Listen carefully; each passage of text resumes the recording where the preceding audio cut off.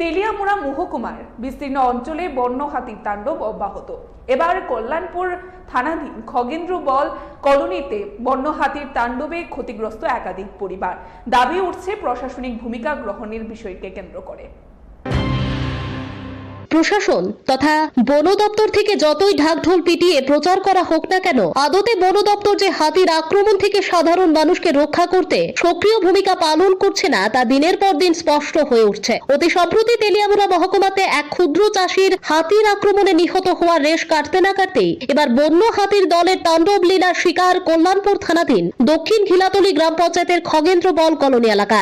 জানা যায়, গতকাল রাত আনুমানিক 11:30 নাগাদ হাতির দল একে একে প্রতিমা দে, আরতি মল্লিক, সাবিত্রী সরকার, মিঠুন বিশ্বাস প্রমুখদের বাড়িতে আক্রমণ সংগঠিত করা সহ একাধিক কৃষিক্ষেত নষ্ট করে দেয়। ক্ষতিগ্রস্ত সহ এলাকাবাসীদের দাবি হচ্ছে, অতীতে একসময় হাতির আক্রমণ থেকে রক্ষা করার জন্য বাজি, পটকা ইত্যাদি সরবরাহ করা হলেও বিগত প্রায় বছর খানেক ধরে এরকম কোনো উদ্যোগ তাদের নজরে পড়ছে না। আগামী দিনে হাতির আক্রমণ থেকে রক্ষা পেয়ে তারা যেন সুস্থ স্বাভাবিকভাবে সন্তান সন্ততি তথা পরিবার পরিজন সহ দিন অতিবাহিত করতে পারেন, সেজন্য ভূমিকা গ্রহণ করার জন্য সরকারের দৃষ্টি আকর্ষণ করছেন এলাকাবাসীরা।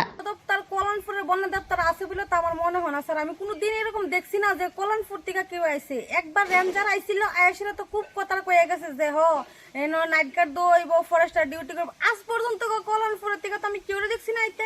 তারা তো কোনো কিছু করে না।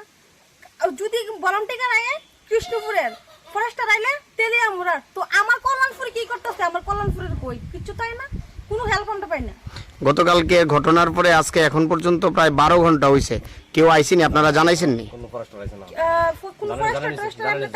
কিন্তু কৃষ্ণপুর থেকে একজন মায়া গেছিল, মানে তার লোকাল ভলান্টিয়ার কি তার নাম হচ্ছে দিলীপ সরকার না বিশ্বাস জানি, এটা সঠিক মনে নেই।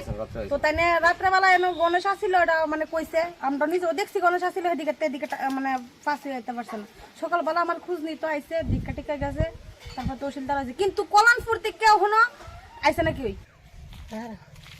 হাতি আইছে আপনার বাড়ির সামনে।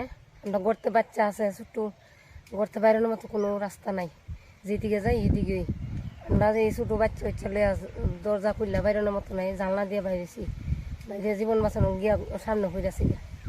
তখন সরকারের কাছে এটাই চাই আমরা, শান্তি শৃঙ্খলা কীভাবে আমরা বাঁচতে পারব, এই তো ঢুকেছি।